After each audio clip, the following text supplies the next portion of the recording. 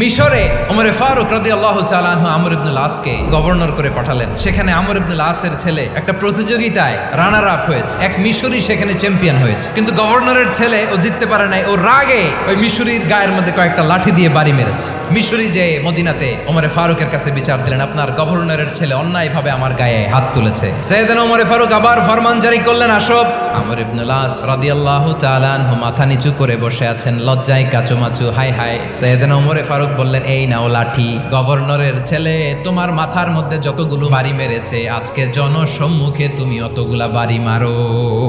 মিশরি গুনে গুনে ততটা মারলেন। এই দৃশ্য দেখে ওমরে ফারুক রেগে মেগে আগুন, আর নিজেকে সামলাতে না পেরে মিশরিরে বললেন, ছেলেরে মারা শেষ হয়ে গেলে এবার বাবার টাক মাথার মধ্যে কয়েকটা বাড়ি মার। আমার পাঠানো গভর্নর আমর ইবনুল আস তার ছেলেকে কেন আদব তারবিয়া কেন শিক্ষা দিতে পারে না? তোমরা আমাদেরকে সুশাসন শিখাও।